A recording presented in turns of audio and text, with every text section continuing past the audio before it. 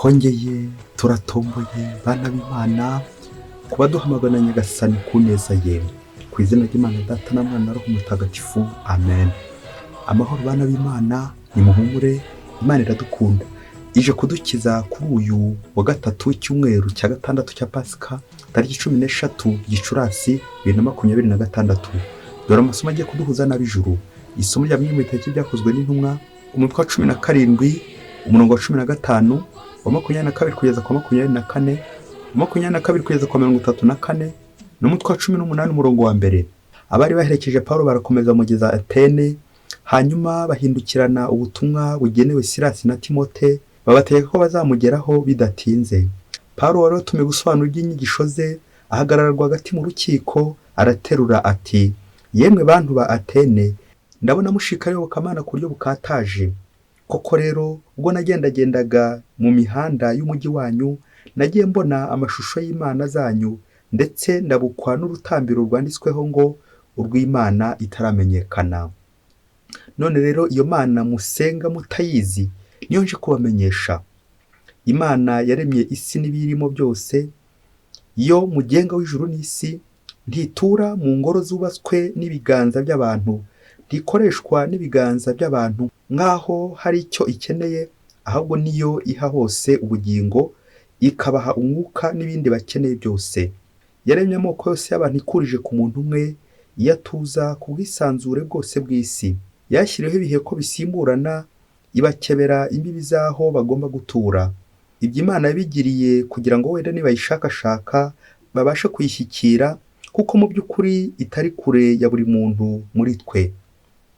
Niyo dukesha ubugingo, ubwinyagambure no kubaho uko ariko kose, nk'uko bamwe mu basizi banyu bigeze kubivuga bati, koko turi inkomoko yayo. Ubwo rero dukomoka ku Mana, ntitugomba gutekereza ko kamere y'Imana imeze nka bya bishushanyo bibajwe muri zahabu, muri feza cyangwa se mu ibuye, bikomoka ku bukorikori n'ubugenge bya muntu. Imana rero irengagije ibyo bihe by'ubujiji, none irahamagara abantu bose iyo bava bakagera ngo bisubireho, kuko yashyizeho umunsi igomba gucira isi urubanza rutabera, ikoresheje umuntu yabigeneye, nk'uko yabahaye bose ibyemezo umunsi imuzura mu bapfuye. Paulo ngo avuge iby'izuka ry'abapfuye, bamwe muri bo bamuha urw'amenyo, abandi baramubwira bati, kuri iyo ngingo tuzakumva ikindi gihe. Nuko Paulo abavamo atyo, nyamara bamwe bafatanya nawe baremera. Muri bo hakaba Dionizio, umujyanama mu rukiko, n'umugore witwaga Damari n'abandi. Nyuma y'ibyo Paulo ava Atene ajya i Korinti. Iryo ni ijambo ry'Imana. Zaburi 148. Nyagasani, ijuru n'isi byuzuye ikuzo ryawe. Nimusingize Uhoraho mu ijuru, mumusingize mwebwe abatuye hejuru y'ibicu. Nimumusingize bamarayika be mwese, namwe ngabo ze mwese nimumusingize.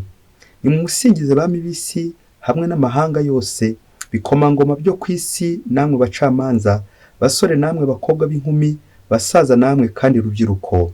Bose nibasingize izina ry'Uhoraho, kuko ari ryo rihatse ayandi yose, n'ikuzo rye rigasumba ijuru n'isi, bituma abayoboke be bamurata. Nyagasani, ijuru n'isi byuzuye ikuzo ryawe.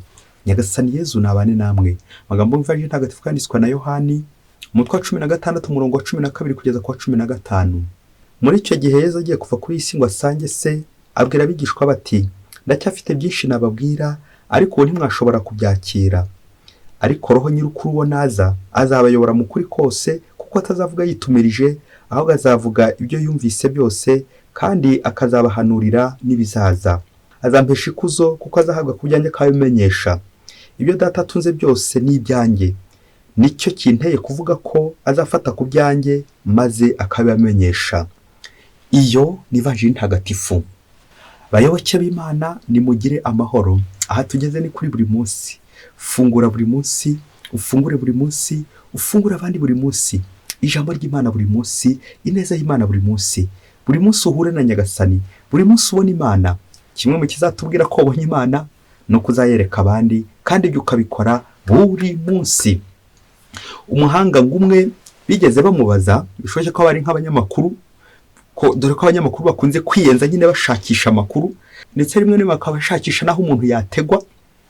Abanyamakuru turabasuhuje hagati aho, nuko baramubaza bati niko tubwire ikintu utabaho udafite, ikintu wabura narinjye kuvuga ntubeho. nuko ngo uwo bari babajije ati l'information, amakuru.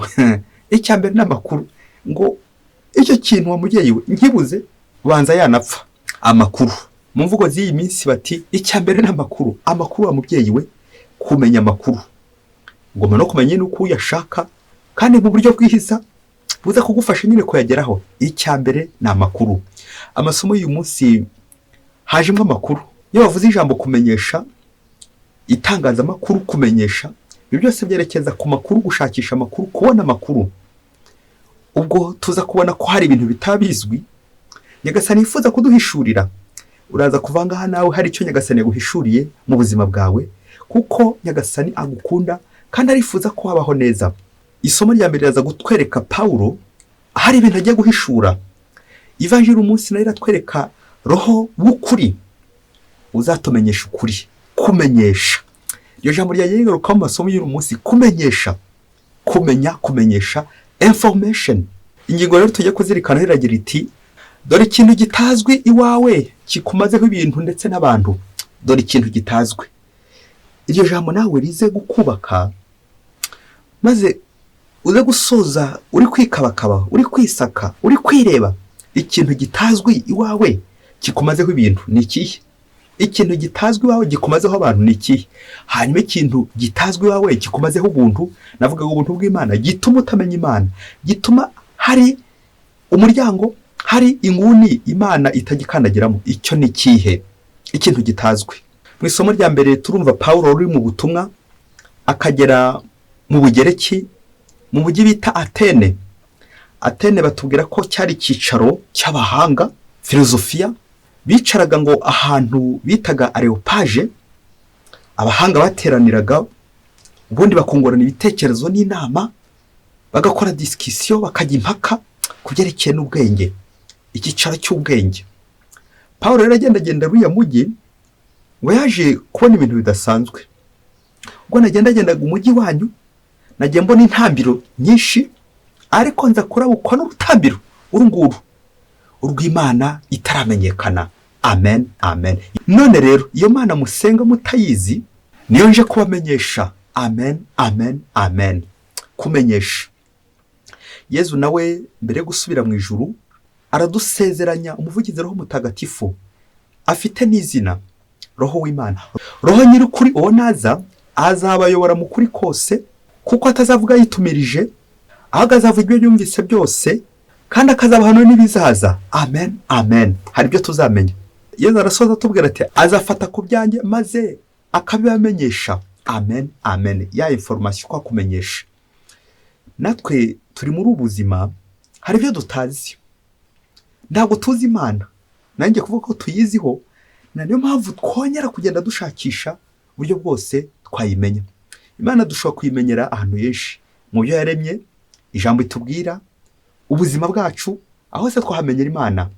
Pawulo ari Atene yongeye kwerekeza kuri rya jambo rya Aristote, umuhanga, umufilozofe, aho agira ati quid movetur ab alio movetur, ngo ikintu cyose uzabona kinyeganyega, ikintu cyose uzabona kiguruka, ikintu cyose uzabona kigenda, hari ukigurutsa, hari ugisunika, hari ukigendesha, uwo bamwita premier moteur. iyo ni moteri ya mbere, uwo ni ugisunika, uwo ni ukigendesha. iyo moteri ya mbere rero bayita Imana. ngo kuko tugomba kumenya Imana. nawe rero nugenda nubona hari ikintu ukoze ukabona kirakunze, ntukagire ngo ni imbaraga zawe, hari uri kugusunika utazwi, utagaragara. iyo Mana niyo Pawulo naje gukubwira uno munsi ati iyo Mana itazwi iwawe, iyo Mana itaramenyekana, niyo nje kubamenyesha. iri somo ry'uno munsi riradufasha kumva ko ubwawe ntacyo wakwishoboza, ubwawe nanjye kuba ko ntacyo uri cyo, ubwawe ko hari aho utigeza, hari ugomba kugusunika. Pawulo urakoze kuba hari ibyo ugiye kuduhishurira mu buzima bwacu, hari ibyo Roho Mutagatifu akubwirije, udufashe kugira ngo aho tutageraga, aho tutajyaga tugera, aho Imana itajya igera mu buzima bwacu, aho amazi atajya yegera nka kwa kundi amazi atagera mu kwaha iyo wabishatse. Natwe izo nguni zose Imana itazwimo, Nyagasani udufashe kugira ngo twakire ijambo ryawe uno munsi, tukumenye ko ari wowe udusunika, ko ari wowe udushoboza, ko ari wowe uturokora, ko atari abantu twakwishingikiriza, ibigirwamana n'ibindi byose bitubeshya muri ino si ngo nibyo bidutwaye, ngo nibyo bidusunika, ngo nibyo bituyobora, ngo abantu ko ari bo batuyobora, ahubwo ko ari wowe moteri ya mbere Nyagasani, ni wowe twiringiye. Umukoro w'umunsi tuza kujyana ni ukureba natwe zimwe mu mpande z'ubuzima bwacu Imana itazwimo. Urebe ku mubiri wawe, urasanga ufite ingingo nyinshi, ariko izo ngingo zose niko Nyagasani azigeraho. Nta ngingo zijya zikuvangira mu buzima bwawe, bityo bigatuma hari uruhande rumwe Imana itazwi. Hari aho yereka Imana nk'inyuma, ariko imbere mu mutima aho ngaho Imana irahazwi. Iyo Mana itazwi niyo nje kubamenyesha uno munsi. Mubyeyi, funga idirishya ryawe ndetse n'urugi, hari inkuru ngiye gukubwira, dore ko ikibuga tuba turimo cyinshi kitaba kirinzwe. Iyo nkuru yumva ni ubushishozi.